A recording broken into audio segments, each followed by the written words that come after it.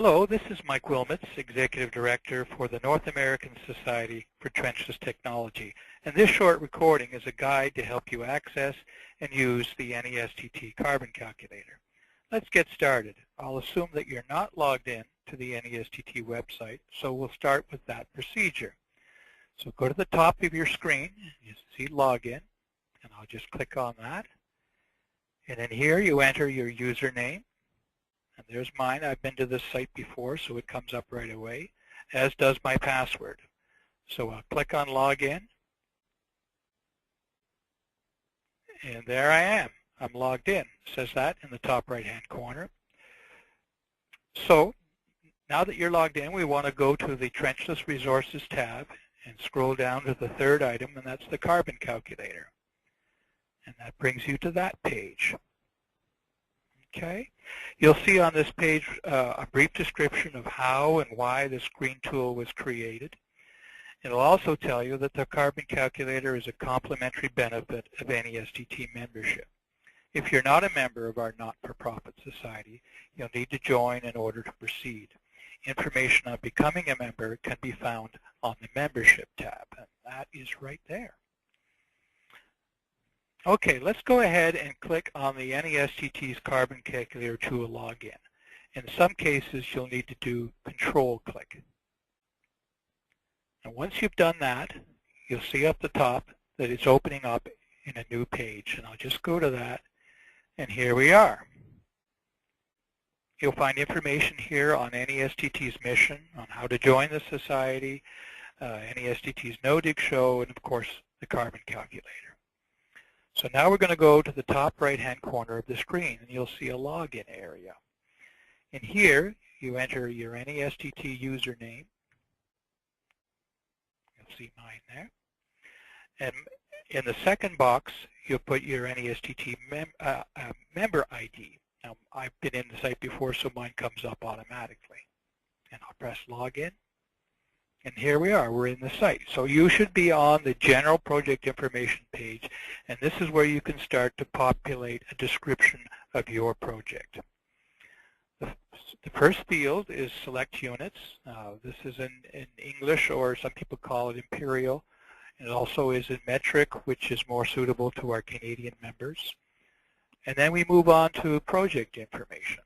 Now the best way to explain this is to do an example. So that's what I'm going to do. And I'm going to do a water main rehabilitation project, and I want to use CIPP lining technology. So let's start. So we go in here, and I want a water project, the type of pipe. I'm going to be lining using some CIPP liner. And the diameter, let's use a common size, that's 8 inches. And then the pipe length, let's say we're going to line 600 feet. There, that comes up pretty quickly.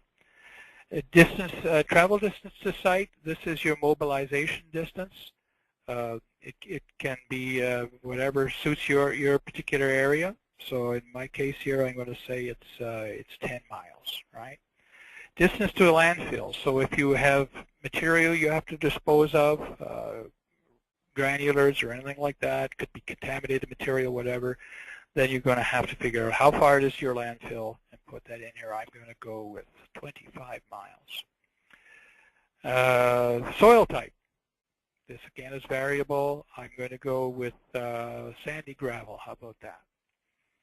And up at the top, this has to do with reinstatement, your pavement, your backfilling material, and of course it's a trenchless job, so you're going to have small hole openings. So the type of hole, I'm just going to say it's a standard one. I'm not going to do keyholing.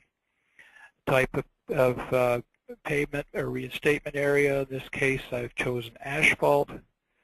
And the backfill material, I could use existing soil, or I could use clean fill. I'm going to go with clean fill. Okay, so we've populated all that in the general information area.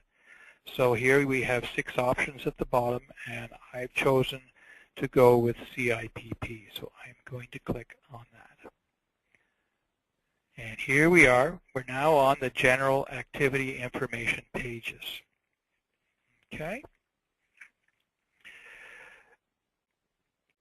what you'll see here is a series of default settings that apply to the standards that we've applied to this tool.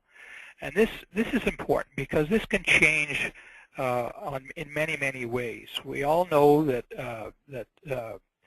existing pipes are buried at different depths. Pipes can be in paved areas or under landscaped areas. Your access pits can be different sizes. There are numerous variables from project to project, and even from geographic area to geographic area. For instance, in this area where I live, the water mains are much deeper. So I'm going to click on No rather than use the default settings. So I'm going to say that here the water mains are typically, let's say, 7 feet deep. So we'll go with that. And we'll change this as well. There we go. And this can be done for all these different settings to apply to your specific project. The depth here, again, the small opening, that has to be changed. So again, go to No. Make that a 7. This will calculate it automatically when we do it, because you now have a much greater depth, and so your volume will change. And all these apply throughout the whole page here. So you can change the settings to suit your particular project. You may not have all this equipment on your particular site. So pick and choose from the menu, and you'll see it even goes down and covers your waste material. Okay? So that's pretty straightforward. As long as you know what is typically going to be on your site, you can apply those. If you're unsure, then just stay with the defaults. All right, so that's done. So let's go down to the bottom of the page here, and we're going to recalculate. And just press that button. And that's happened. And let's go up to the top and take a look at our results. Okay. Now the first one, and I'll click on that and open it up. Now this is an Excel spreadsheet, and this gives you the carbon calculator activity analysis. So this will deal with every piece of equipment and activity that's on your site. And if you go over to this side, you'll actually see what your emissions are and the percentages of each activity as it contributes to the overall number. Okay? So you may want to analyze this to see that perhaps you've got too big a machine on the site or things like that. Okay, let's get rid of that. The second one is a PDF, and it's the carbon calculator analysis of your project. And this is a little report that summarizes everything you put in on that very first page on the general project information. And then we get into the analysis specific to methodologies. In this case, the CIPP. And there's your total carbon footprint there. And of course, you want to compare that to an open trench excavation. So the numbers are pretty obvious. What this analysis will also do is allow you to look at other tools, but those numbers may not be totally accurate if you may have to adjust your default settings to do that. So you'll see results here, but you really just want to look at these two at this time. Okay, and there's a graphic analysis of here that makes it pretty obvious about the advantages of trenchless. Okay, so let's minimize that. And we'll go to the last one. And this is also a PDF. And it's more of a graphic one that shows you percentages and things like that. This is more of a page that you would use to perhaps show to people that weren't familiar with engineering practices. Okay, you cannot save this information on our website, so you want to download your results to your own files. And of course, you can repeat the procedure and look at any other methodologies as well. At this point, it's important to note that the carbon calculator is an evolving tool.